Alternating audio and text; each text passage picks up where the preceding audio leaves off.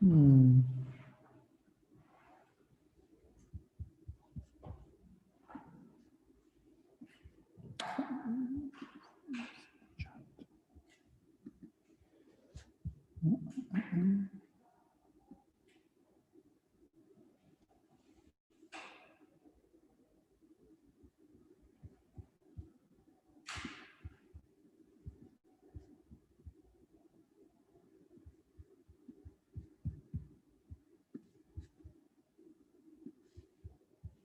Let's try again.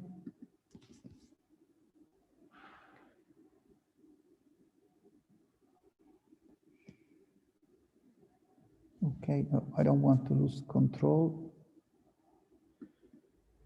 of this, so I will handle differently.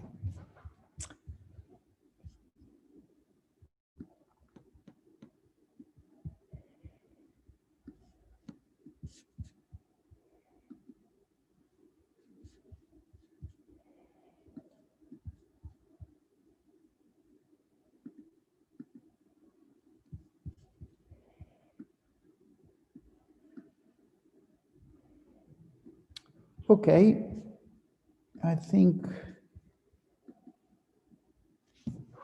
we should go like this.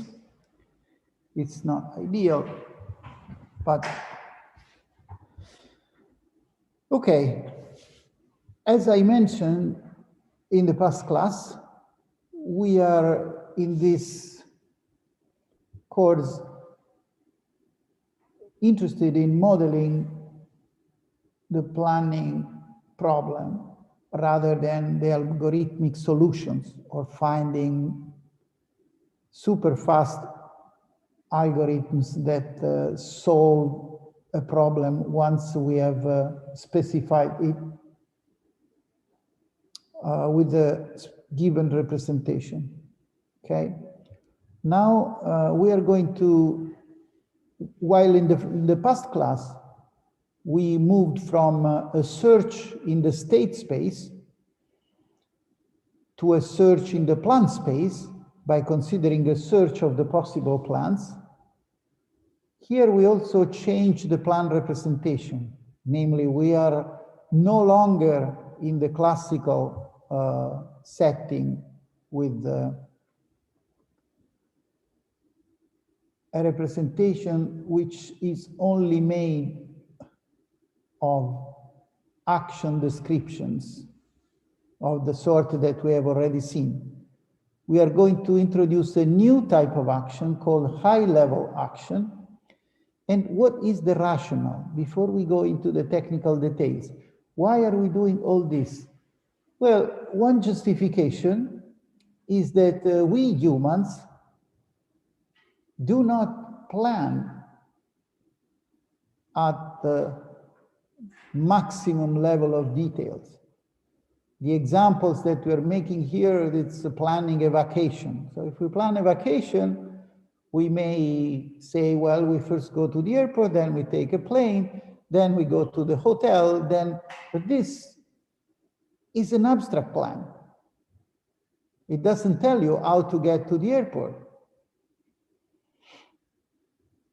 And maybe many other details will be hidden by this description. Still, this is the way we do plan most of the time.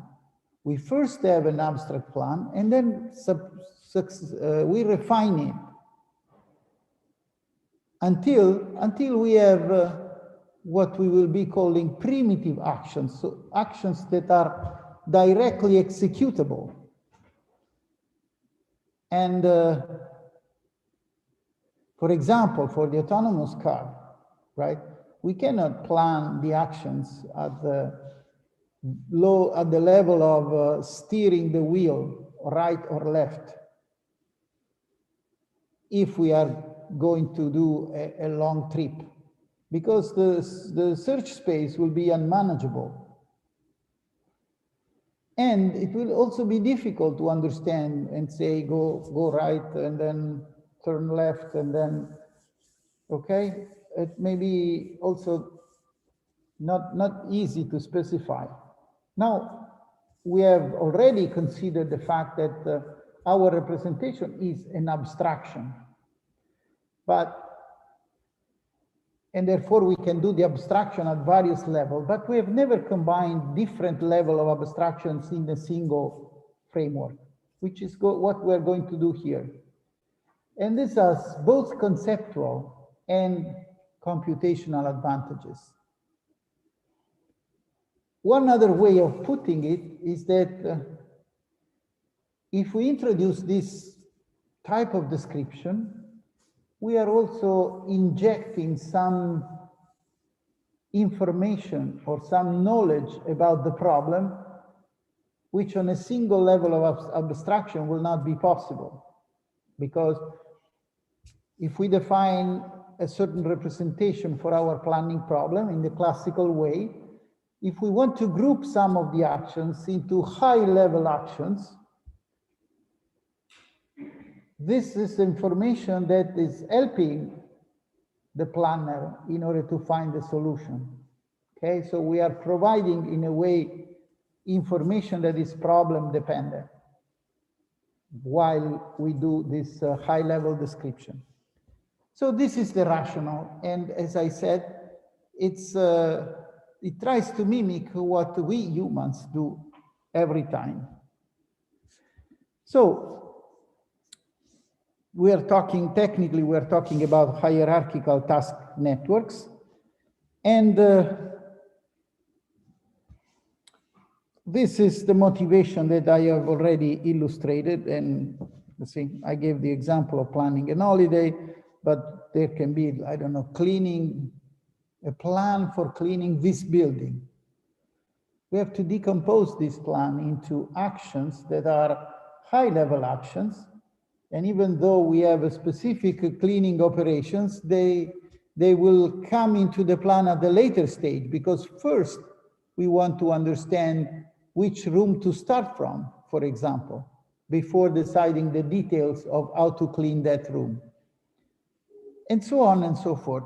If you think about it for a moment, whenever you find yourself in the position of planning to reach some goal, you realize that you naturally do a high-level plan and then try to understand how each step of this high-level plan can actually be implemented. So we are distinguishing two types of actions. What they're called high-level actions, which is the new type. And those are actions that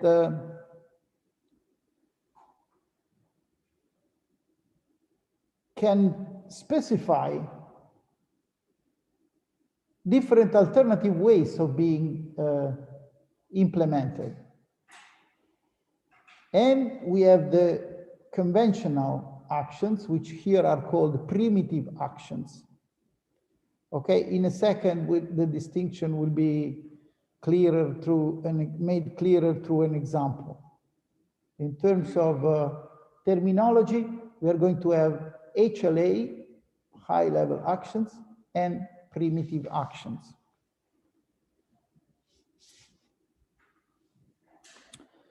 So the point about high-level action is that they cannot be directly executed by the agent, but they need to be transformed into primitive actions that are the only actions that the agent can execute. And in general, we will admit plans that include both high-level actions and primitive actions, or even though the plan with the primitive actions will be executable. So in a sense, the plan that includes a high-level action is a partial plan or partially specified plan, but in a sense that is completely different from the partial specification or partial ordering of the partial order plan. Okay? Here finally comes the example. Here we have the Hawaii vacation. the classic for USA citizens, people. First of all, at the first level, we have the high-level action, Hawaii vacation, is made by a sequence of actions that correspond to go to San Francisco Airport, take Hawaii Airlines Flight 11, then stay in Honolulu, then take the flight back, and then go home. With these blue arrows, we identify a sequence of, they can be high-level actions or primitive actions. In this particular case, they are all high-level actions.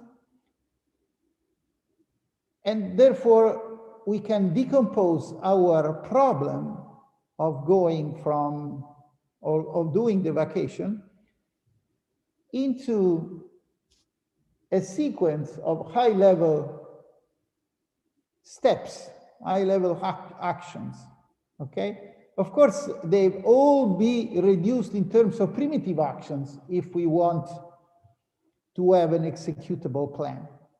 Now let's look at the next layer in this particular example. Here we find red arrows. The red arrows denote alternative ways of implementing a high-level action, or actually the terminology of this hierarchical task networks talk about refinements of high-level actions. Okay, so one action, one high-level action can have multiple refinements, namely multiple ways of being implemented. In this case, we have take bus and take taxi, two alternatives to go to the airport. And this description can,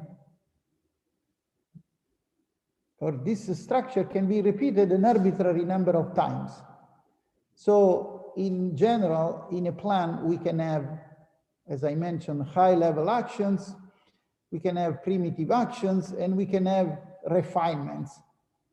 The refinements are denoted by the red arrows in our convention, okay?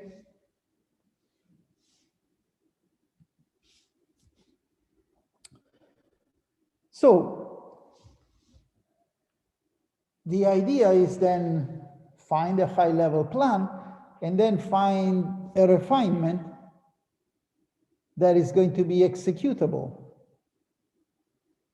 And in order to do this, we have to define whether a plan is executable. We have to make sure that we have all primitive actions. How do we check whether a sequence of primitive action is executable, namely it will lead to the goal? According to the classical model that we have seen last week, we can check preconditions and effects. So we start in a state, the sequence can start if the preconditions of an action, of the first action in the plan, are satisfied in the initial state. Then we obtain the state resulting from the effects of that action. And this is going to be an action where the conditions of the next action in the plan are checked. And we create another state, and so on and so forth until we have done all the sequence of actions and we have verified that each step is applicable. And moreover, in the final state, the goal condition is satisfied. Okay, so whenever we have a plan with primitive actions, we can check whether this is a solution to our planning problem. The key point is to find such plan, okay? So,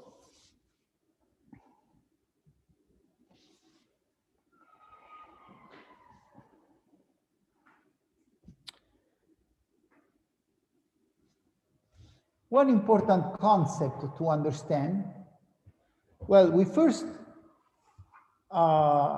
emphasized that if we have a plan with primitive actions, we can check whether this is a solution to the problem. However, if we have a plan with high-level actions, we will not require that every possible sequence of primitive actions, every alternative will reach the goal. It's enough to say that there is one alternative. Okay? Example. If we want to take the bus to go to the airport, we have to have cash in order to pay the ticket. If we don't have cash, there is still an option available, which is to go by car, assuming that there is enough gas in the car. Okay?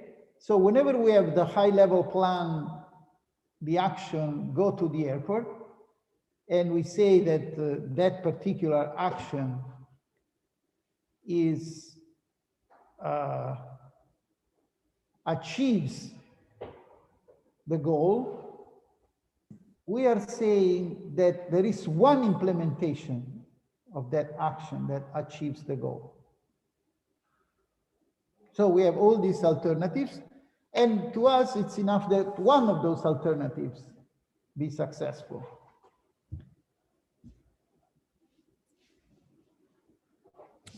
So here we have a sketch of the search for plans.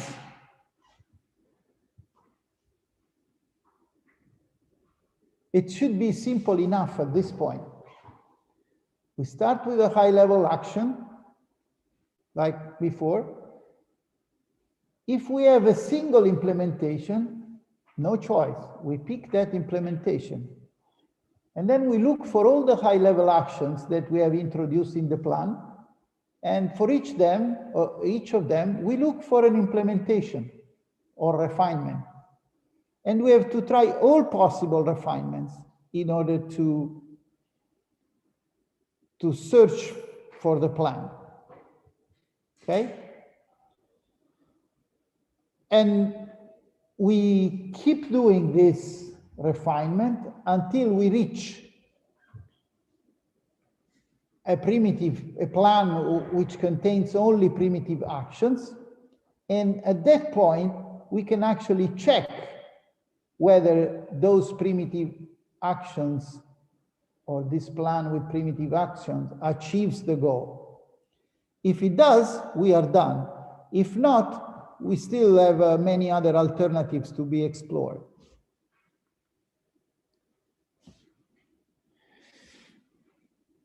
In fact, this is the first option that we are going to describe. We are going to see an algorithm for implementing it. It should be rather simple. But there is another option that we are going to discuss later. And this additional option is based on reasoning of high-level actions, namely trying to understand without reaching the plan made with primitive actions, whether a high-level action achieves the plan, the goal or not. Okay, so in fact, the intuition is that if we have to expand all the way to primitive actions, yes, we are using the exponential. We are trying to attack the exponential. What's going on here? Oops. Excuse me, the break. We need to recheck the projector.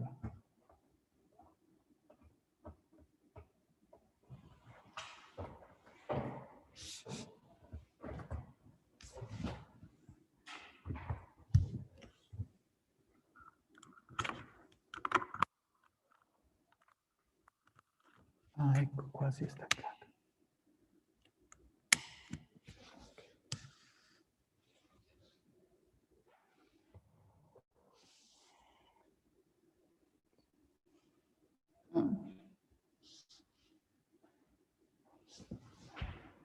Remote students, are we back? Unfortunately, I disconnected the network. Yes means that we are back. Very good. Oh, fortunately, the Zoom session did not collapse. Okay, I will be more careful with my hands. Avoid moving all these connectors. Okay, so search for plans. I already anticipated the search among the implementations, and I announced that we are going to try something which is going to be more interesting from a computational standpoint, namely reasoning on high-level action in order to understand whether they achieve the goal or not. Okay.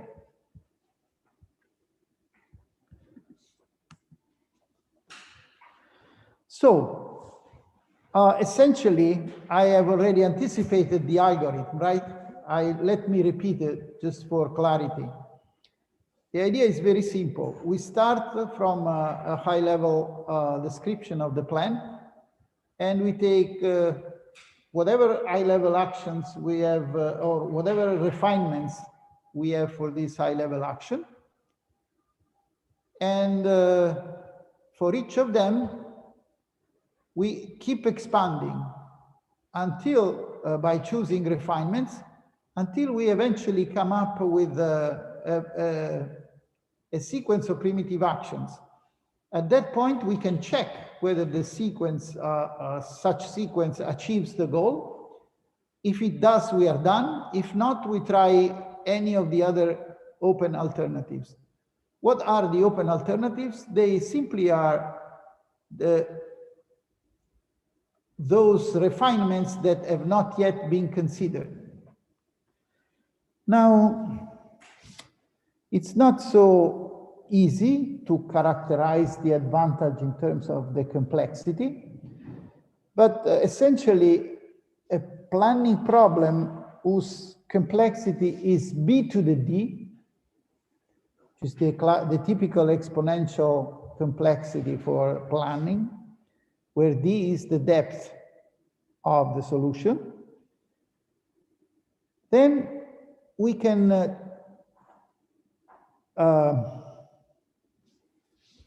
it's possible to characterize the complexity of the hierarchical, corresponding hierarchical description in the following terms. We use R, which is the number of refinements, and we use K, which is the length of the refinements. So if we look at this formula, R to the, where the exponent is d minus 1 divided by k minus 1, we realize that, of course, the smaller R is, the better from the point of view of the complexity. Okay, that means that we need, if we have a small number of refinements, we have a small number of alternatives to try. But on the other hand, if the number of refinements is really small, then the decomposition may not be so effective from the point of view of the representation. On the other hand, K is the length of each refinement, and the longer the K, the better, because the exponent will go down, will decrease. And this means that if we have long sequences as refinements, this is going to be very good from the point of view of the complexity. So instead of having b to the n, to the d, we have this other characterization of the computational complexity, which highlights that the complexity goes down if we have a small number of alternative refinements, and the complexity goes down if such refinements are very long. So this suggested, in particular, this second thing, to use an approach where these refinements are learned and repeatedly added to the description, so that whenever a refinement, successful refinement is found, this is stored as a part of the action description. Okay, this is it for the basic approach. Now we are going to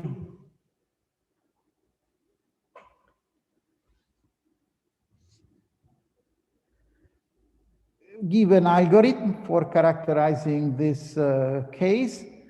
This is, again, our example that we have already discussed.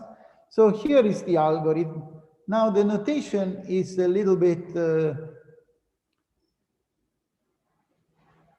requires a little bit of explanation. So we have the set of alternatives will be kept as a first in, first out queue. What does it mean if we use first in, first out?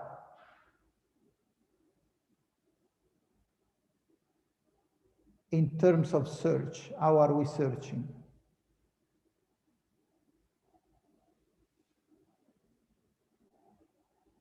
Remember, the stack is depth first, and the first in, first out, which is the queue, is breadth first. Okay? So, nothing new here. We're going breadth first. And in this frontier, we keep plans. Okay, so we keep the plans where there are, that have not yet been explored, where explored means reduced to sequences of primitive actions. Okay, this is the basic structure. Then we have a first part, which essentially checks for termination. And I will discuss well, let's see it now. So we take a plan, we take the next alternative plan to be tried. And in this plan, we look for the first high-level action that appears in the plan, okay? We scan the plan from the first action, and if there are primitive actions, we skip until we find a high-level action, okay? So essentially the plan will have a number of primitive actions, and then at some point we will encounter a high-level action. If we don't encounter any high-level action, then we are done. We have a primitive plan. Okay, once we have this high-level action, we can identify what comes before that action and what comes after that action in the sequence. And we call them prefix and suffix.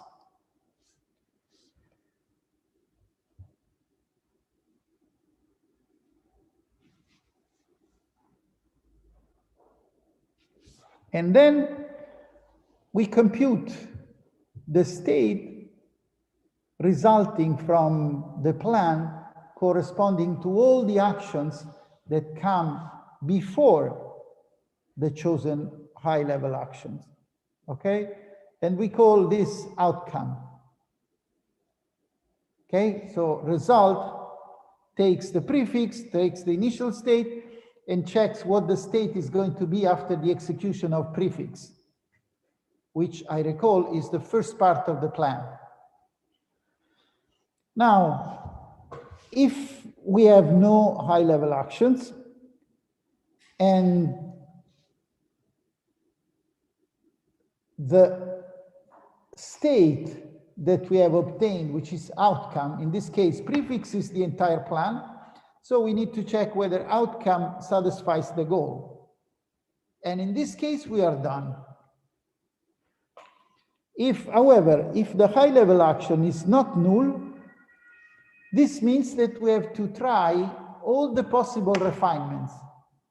And how do we introduce a refinement in the plan? We have a prefix, we have a suffix, and we plug each of the refinements into in between the prefix and the suffix. And this is a new plan that we add to our queue. Okay, so we do it for all the refinements.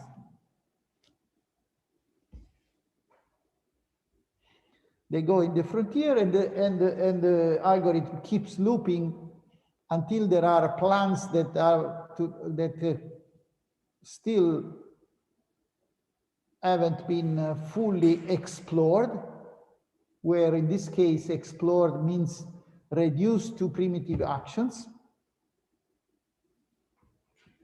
Or if at some point the system, this exploration leads to a sequence of primitive actions that leads to the goal, then the plan is found. Okay? Should be quite straightforward idea at this point.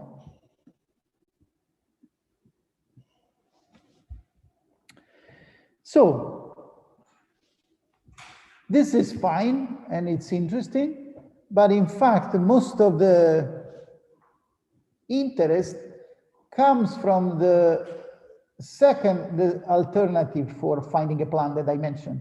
Namely, we want to try to reason about high-level descriptions and to check, without going to instantiate the specific primitive plan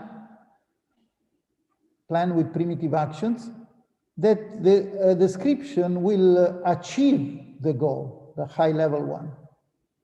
Okay? So what is the point? Well, suppose that we know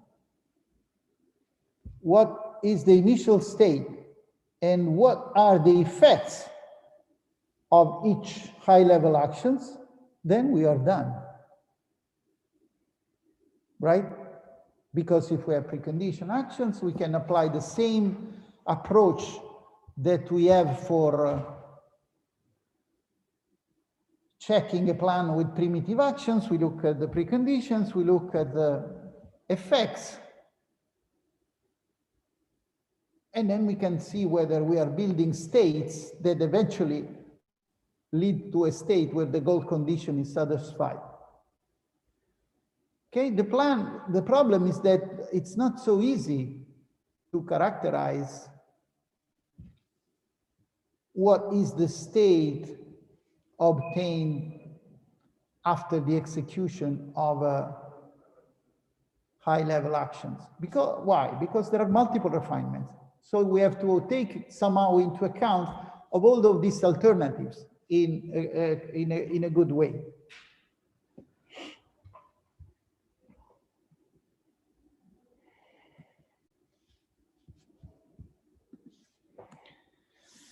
Okay, so if we can prove the downward refinement property, that means that we are guaranteed that the refinement of high-level actions, there is at least one implementation that reaches the goal. Okay, and that's important in the search. Why? Because at that point, we can commit on that high-level action. We do not have to consider other alternatives, knowing that that particular alternative is leading to a goal eventually, even though we do not know the exact sequence. So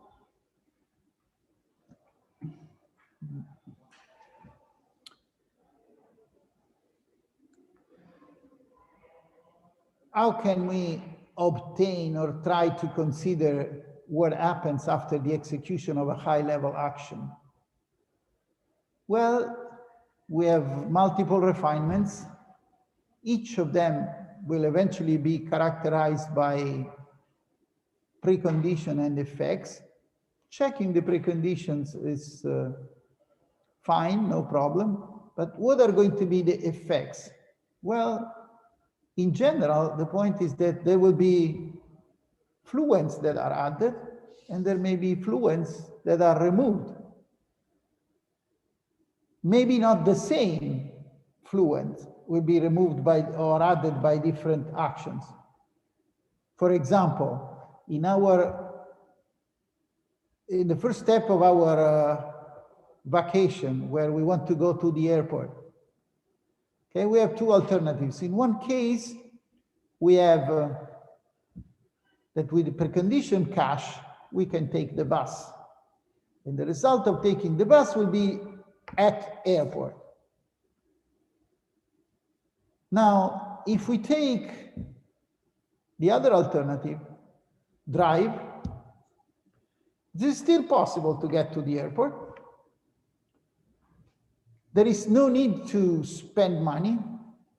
We are not considering the case where we do not, our agent has not enough gas.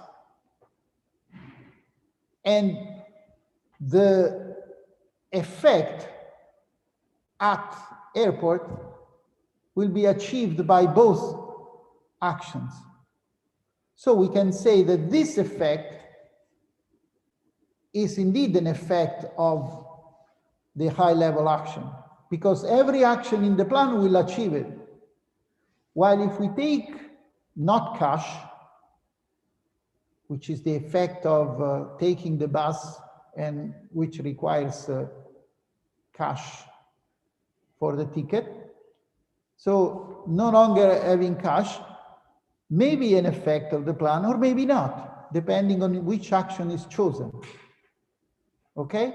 So one idea, one possibility would be to take the intersection of the effects of all the possible refinements. Okay, do you see this? If I have two alternatives and I want to consider what fluents are true after the execution of either of these two alternatives, if both of them achieve a certain fluent, then I can surely take it for granted. Unfortunately, this is a very strong condition. In fact, we want to be a little bit more general, because in this case, we will be guaranteed that any refinement will achieve the goal, while our idea is to have that only one, or at least one refinement will achieve the goal. This will give the agent much more flexibility and many more options to reach the goal in the end, because it will be able to choose different alternatives. Now, the problem is how to model such alternatives. So when there is this kind of choice, a choice is always characterized as a non-determinism, right? If I have two alternatives, how do I choose? It's a choice, and I can treat differently each of the options. So in particular, whenever we consider that we have all the alternatives satisfying the goal, then we are considering what should be regarded as a unfortunate negative case. Okay, so we are super conservative in this, and this is called demonic non-determinism, because we want to achieve the goal in every circumstance, as if there was someone acting against us. There is another alternative, which is called angelic non-determinism, which is better suited to our case, because we are eventually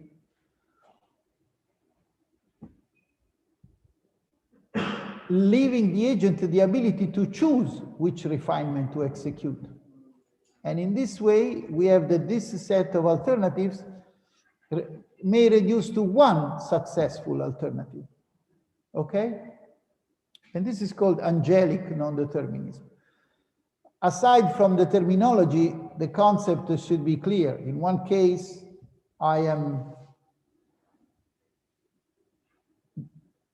want to guarantee that every refinement will achieve a certain effect. And in the angelic case, I'm sticking on the fact that one refinement, at least one refinement, will achieve a certain effect. Okay, so in order to move in the direction of using this concept of angelic non-determinism in order to find the plan, we need to introduce a notion which is the notion of reachable set. For a high-level action, the reachable set is the set of states that can be reached starting by any of the starting states and executing one of the refinements. Okay, so we have that in general, the agent can be in one of many possible states which characterize the current options. And this agent when executing a high-level action from these states should go to another set of states. And this will be characterized by all the states that are reachable by one of the refinements of the high-level action. Okay? Let's see this maybe in an example. Suppose in this case we start from one single state and we have two high-level actions, H1 and H2. Now, if the agent executes H1, depending on which refinement it chooses, it will go in one of two states, which you see in the left part of the drawing. Each circle represents a state, and the arrows represent the actions that lead the agent to that state. Now, the point is that if we try to replicate this operation starting from the state reached after the set of states reached after the execution of S1, we are going to reach another set of states. And in this set of states,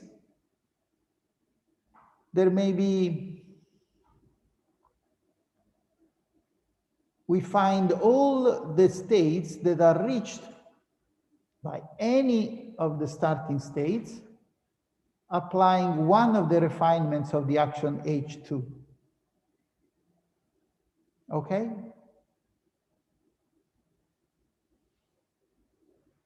Now, how do we express the condition that there is at least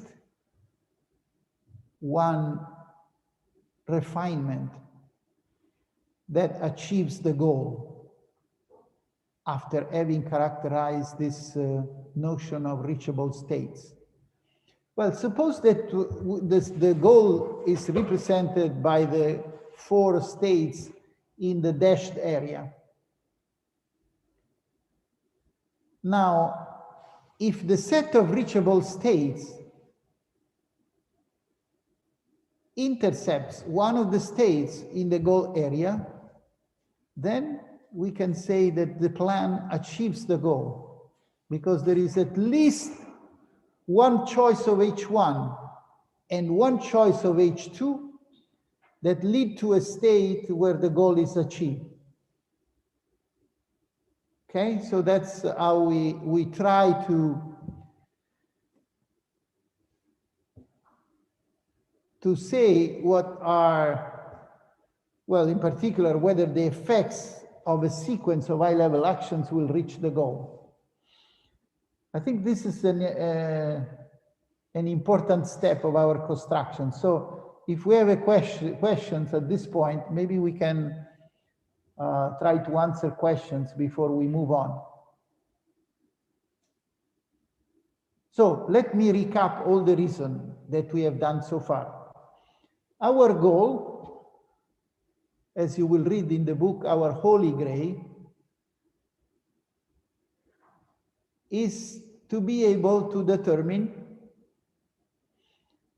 whether a high-level action will, or a sequence of high-level actions will achieve the goal without expanding all the possible refinements until we build a primitive sequence that achieves the goal.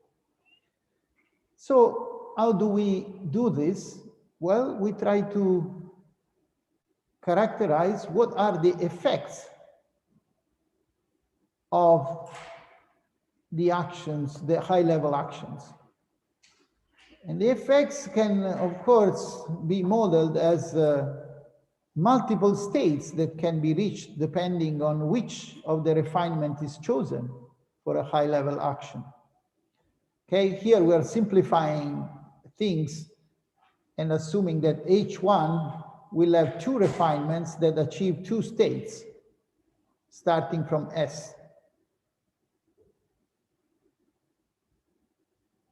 If we have a sequence of those actions, we can define what is the reachable set after the execution of a sequence of high-level action.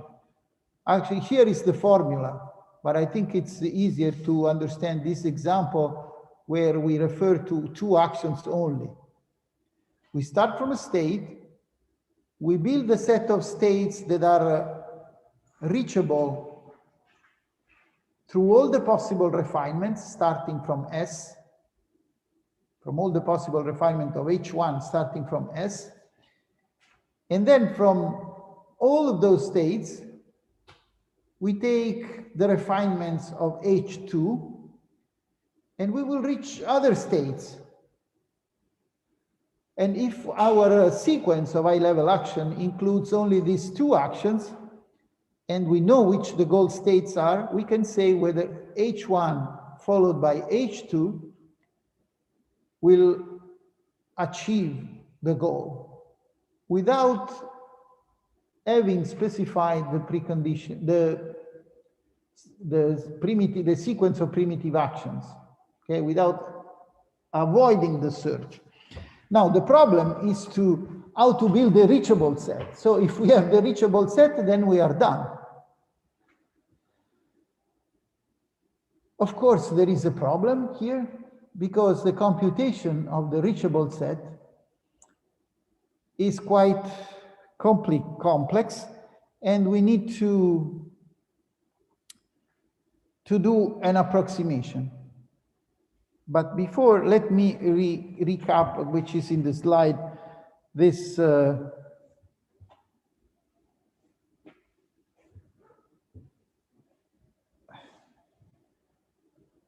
skeleton algorithm for finding a plan on H-level action. We search among the plans, we find a plan whose reachable set will achieve the goal, and we are done. If not, we keep expanding or refining. Okay, so the basic operation is to check whether a high-level plan, a plan made with high-level actions, will achieve the goal.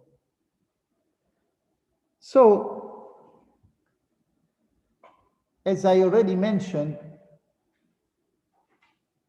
we need to see a little bit more in detail how we can effectively build these reachable sets.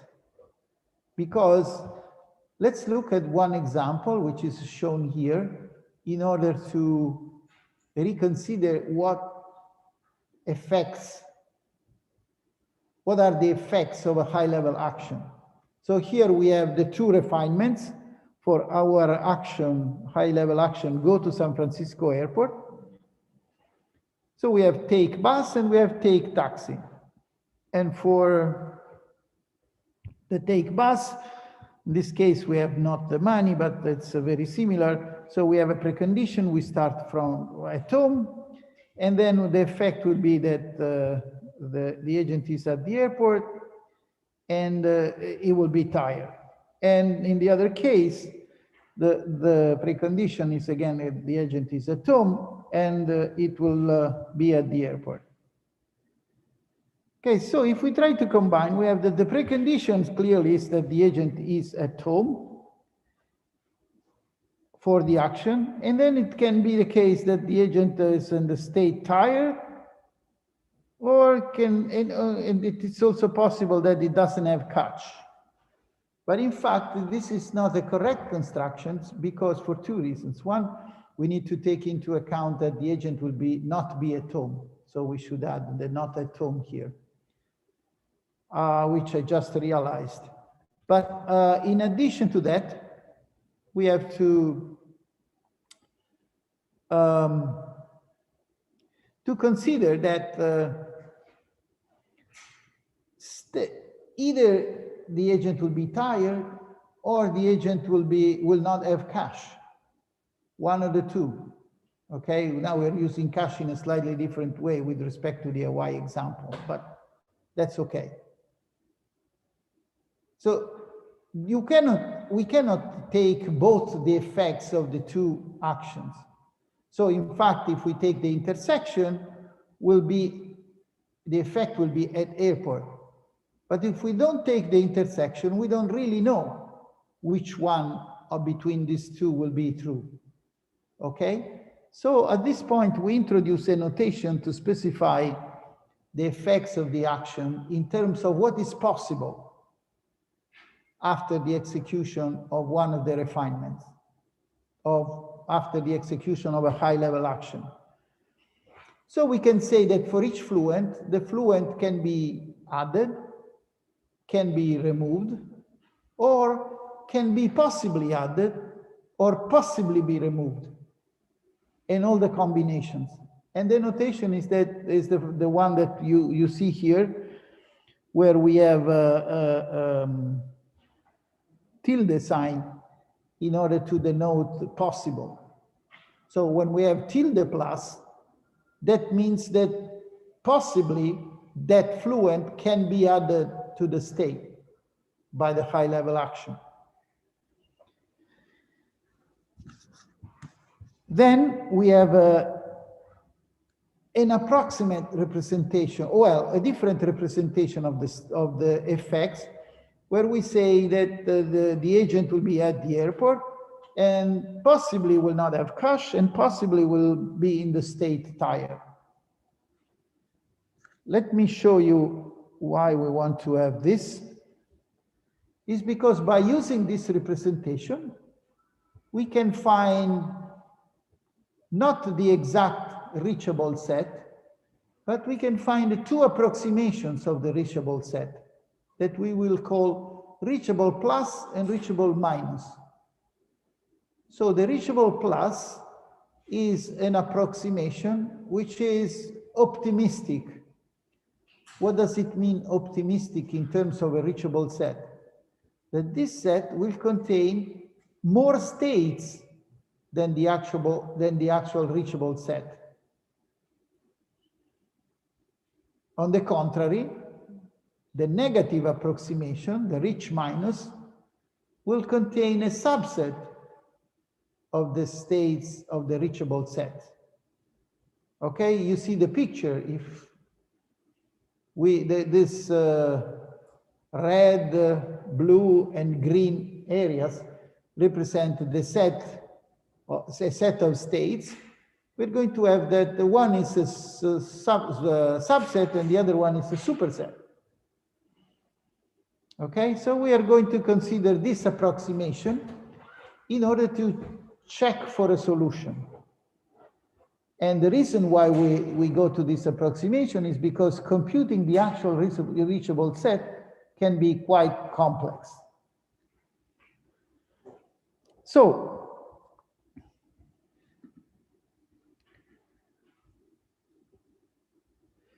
what happens when we have these approximations of the reachable set?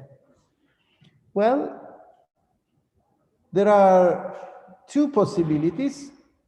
There are, depending on whether the set of states resulting from in the reachable set, in the approximation, whether they intersect the goal or not. Of course, if the optimistic set does not intersect the goal, the problem that high-level action will not achieve in any possible way the plan. So it's going to be a failure. On the other hand, if an optimistic representation intersects the goal, namely as a state which corresponds to the goal state, we are not certain that the plan will achieve the goal because we have many more states in this, or more states in this rich plus. And so what we can do is we can look at the negative approximation. The negative approximation, if it doesn't reach the goal, it's not very informative. But if it does reach the goal, then we are guaranteed that the plan achieves the goal. So we have 4 cases, depending on whether the reachable set achieves the goal or not. We have that the reachable set plus, when it does not achieve the goal, it's telling us that that plan is not a good one. Similarly, if we take the negative approximation, the rich minus, and one of the states achieves the goal, then we have certainty that the goal will be achieved. Okay? And in the other 2 cases, there might be a solution, but the approximation is not telling us for sure whether there is a solution.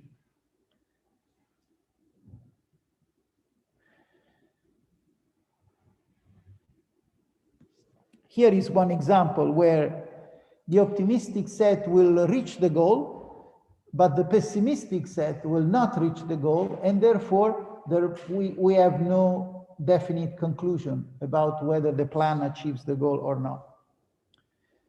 I'm going to skip the description of this algorithm, which is a bit more complex than the previous one, although it has the same structure. Let me just describe the rationale behind it. The rationale is that the use of these approximations of reachable set can be turned into an algorithm, which here is called angelic search, where, remember, angelic refers to the fact that we are looking for the existence of at least a solution through one of the possible refinements. And essentially this algorithm tries to, it's like the earlier one, it checks for the first not primitive HLA, and it tries to build a reachable set for that. It takes a plan and it tries to build a reachable set for that plan. Now, then it will check whether the reachable set is going to provide an answer to the question of whether the plan will achieve the goal using the pessimistic and optimistic approximation. The goal, if the goal is in the pessimistic, done. If the goal is not in the optimistic, reject the plan. Otherwise, keep searching, okay? And try further refinements. And once the plan that achieves the goal is obtained with using only high-level actions, at that point, there is a final step, which for each high-level action is going to search for the actual refinement that will achieve the goal.